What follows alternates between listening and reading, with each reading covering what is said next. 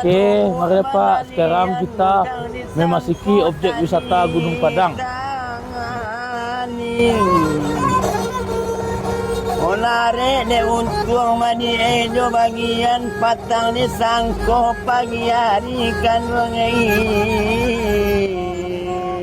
Cerita Siti Nurbaya. Sejak masih kanak-kanak, Siti Nurbaya hidup bersama ayahnya karena ibunya meninggal dunia. Ayahnya adalah seorang pedagang yang terkenal di kota Padang. Sebagian modal usahanya merupakan uang pinjaman dari seorang saudagar tua bernama Datuk Maringgih. Pada mulanya, usaha perdagangan Baginda Sulaiman mengalami kemajuan pesat. Hal tersebut tidak dikehendaki oleh rentenir seperti Datuk Maringgih. Maka untuk melampiaskan keserakahannya, Datuk Maringgih menyuruh kaki tangannya untuk membakar semua kios milik Baginda Sulaiman, sehingga usaha yang dibangun Baginda Sulaiman hancur. Baginda Sulaiman jatuh miskin dan tidak sanggup membayar hutang-hutangnya kepada Datuk Maringgih. Dengan keadaan yang dialami Baginda Sulaiman tersebut, Datuk Maringgih mendesak Baginda Sulaiman untuk melunasi hutang-hutangnya. Hutang tersebut dapat dianggap lunas jika Baginda Sulaiman mau menyerahkan Siti Nurbaya, puterinya, untuk menikah dengan Datuk Maringgih. Mendengar tawaran yang dikatakan Datuk Maringgih tersebut, tentu saja Baginda Sulaiman tidak mau menyetujuinya. Pada awalnya, Baginda Sulaiman tidak mau untuk menerima tawaran dari Datuk Maringgih.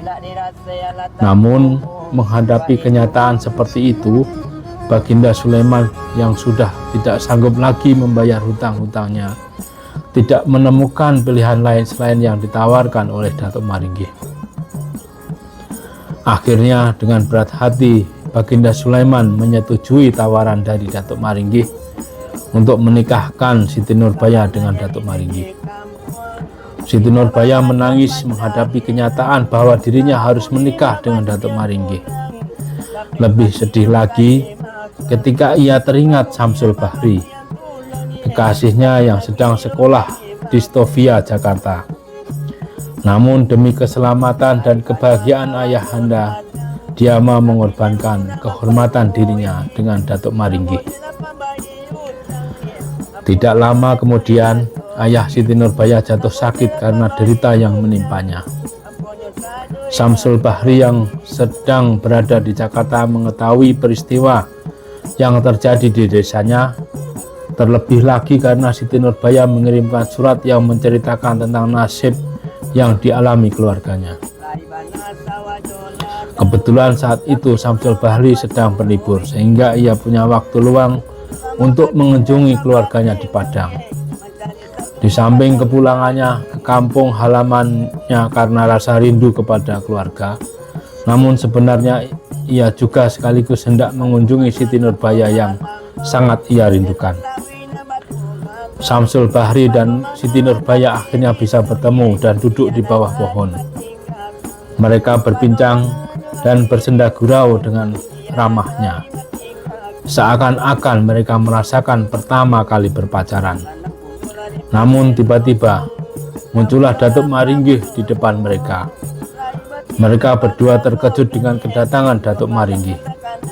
Datuk Maringgih sangat marah melihat mereka berdua yang sedang duduk bersenda gurau, sehingga Datuk Maringgih berusaha menganiaya Siti Nurbaya di depan Samsul Bahri. Samsul Bahri yang melihat hal tersebut tidak mau membiarkan kekasihnya dianiaya seperti itu. Maka dengan spontan dan penuh kesal, dipukullah Datuk Maringgih hingga terjerembab jatuh ke tanah. Melihat keributan yang terjadi di hadapannya, Siti Nurbaya kaget dan ketakutan. Siti Nurbaya berteriak-teriak keras hingga terdengar oleh ayahnya di rumah yang sedang sakit keras.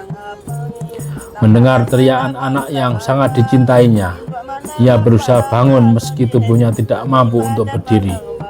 Karena ia tidak kuat, ayah Siti Nurbaya kemudian jatuh, terjerembab di lantai dan akhirnya meninggal dunia. Mendengar kejadian yang dilakukan oleh anaknya, ayah Syamsul Bahri yaitu Sultan Mahmud yang kebetulan menjadi penghulu kota Padang malu atas perbuatan anaknya. Sehingga Syamsul Bahri diusir oleh ayahnya ke Jakarta dan ia tidak diperbolehkan untuk mengunjungi sanak keluarganya di Padang. Apa yang dilakukan Sultan Mahmud kepada anaknya juga dilakukan Datuk Maringgih kepada istrinya, Siti Nurbaya. Datuk Maringgih juga mengusir Siti Nurbaya karena Siti Nurbaya dianggap telah mencoreng nama baik keluarga Datuk Maringgih dan melanggar adat istiadat yang berlaku di Padang. Siti Nurbaya akhirnya kembali ke kampungnya dan tinggal bersama bibinya. Sementara Syamsul Bahri yang diusir ke Jakarta hatinya hancur dan penuh dendam kepada Datuk Maringgih yang telah merebut kekasihnya. Siti Nurbaya yang mendengar bahwa kekasihnya diusir orang tuanya mencoba pergi menyusul Syamsul Bahri ke Jakarta. Tetapi niatnya itu diketahui oleh kaki tangan Datuk Maringgih. Karena itu dengan siasat dan fitnahnya, Datuk Maringgih berusaha dengan segala cara agar Siti Nurbaya tidak bisa menyusul kekasihnya di Jakarta. Perjuangan yang dialami Siti Nurbaya untuk menyusul kekasihnya sangat berat dan menemui banyak rintangan. Salah satunya, saat ia di tengah perjalanan menuju ke Jakarta, ia hampir meninggal dunia. Ia terjatuh ke laut karena ada seseorang yang mendorongnya. Tetapi Siti Nurbaya diselamatkan oleh seseorang yang memegang bajunya sehingga ia tidak jadi jatuh ke laut. Namun, walaupun ia selamat dari mara bahaya tersebut, tetapi mara bahaya berikutnya menunggunya di daratan. Setibanya di Jakarta, Siti Nurbaya ditangkap polisi karena surat telegram yang dibuat Datuk Maringgih yang memfitnah Siti Nurbaya bahwa ia ke Jakarta telah membawa lari emas dan hartanya. Mendengar apa yang sedang dialami kekasihnya tersebut, Syamsul Bahri berusaha keras menolong kekasihnya itu agar pihak pemerintah mengadili Siti Nurbaya di Jakarta saja, bukan di Padang seperti permintaan Datuk Maringgih. Namun usahanya sia-sia. Pengadilan tetap akan dilaksanakan di Padang. Namun karena tidak terbukti Siti Nurbaya bersalah, akhirnya Siti Nurbaya bebas dari segala tuduhan yang ditujukan Datuk Maringgih kepadanya. Tidak lama kemudian Siti Nurbaya meninggal dunia karena memakan lemang beracun yang sengaja diberikan oleh kaki tangan Datuk Maringgih. Kematian Siti Nurbaya itu terdengar oleh Syamsul Bahri sehingga dia menjadi putus asa dan mencoba melakukan bunuh diri. Akan tetapi beruntungnya karena dia tidak meninggal. Sejak saat itu Syamsul Bahri tidak meneruskan sekolahnya dan memasuki dinas militer. 10 tahun kemudian, Syamsul Bahri yang telah berpangkat letnan dikirim untuk melakukan pemberantasan kekacauan yang dilakukan Datuk Maringgih dan orang-orangnya. Syamsul Bahri yang mengubah namanya menjadi Letnan Mas segera menyerbu kota Padang. Ketika bertemu dengan Datuk Maringgih dalam suatu keributan tanpa berpikir panjang lagi, Syamsul Bahri menembaknya. Datuk Maringgih jatuh tersungkur, namun sebelum tewas, dia sempat melukai kepala Syamsul Bahri dengan parangnya. Ketika keadaan Syamsul Bahri yang begitu parah, ia segera dilarikan ke rumah sakit. Di rumah sakit, ia menjalani perawatan yang sangat intensif. Namun, hari demi hari, keadaan semakin memburuk. Pada saat-saat terakhir menjelang ajalnya, ia meminta agar dipertemukan dengan ayahnya untuk minta maaf atas segala kesalahannya. Tetapi ajal lebih dulu merenggut sebelum Syamsul Bahri sempat bertemu dengan orang tuanya. Syamsul Bahri pun meninggal dunia. Namun sebelum meninggal, ia mempunyai sebuah permintaan untuk orang tuanya. Ia meminta kepada orang tuanya agar kelak nanti dikuburkan di Gunung Padang, dekat kekasihnya Siti Nurbaya. Permintaan itu pun dikabulkan oleh ayahnya. Ia dikuburkan di Gunung Padang, dekat dengan kuburan kekasihnya Siti Nurbaya. Kita tahu bahwa kuburan Siti Nurbaya berada di Kota Padang. Demikian cerita Siti Nurbaya, kasih tak sampai, karangan Marah Rusli. Lori badala na tekawe sa paninga madenang kanun iyo batengkang dia tanah dape sa paninga madenang kanun iyo batengkang lana dape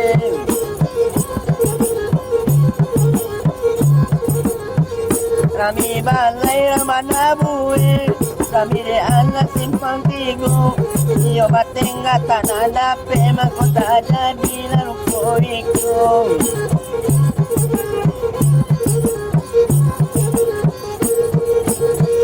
ulang lolong kay nakapim nagaganganyo kamu waro urang condol ay dapet uwe awa condol na basajo urang ko condol ay dapet uwe awa ko condol na basajo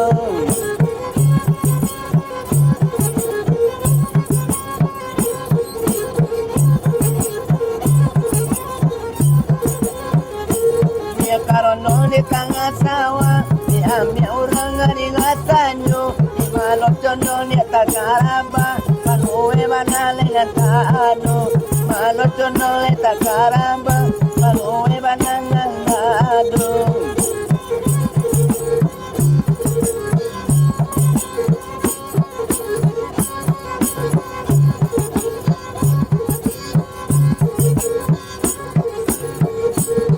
solo nuo silayo kampo badorono tapia lalalo matula di bueno kodikana utono magia lalalo matula di bueno kodikana utono magia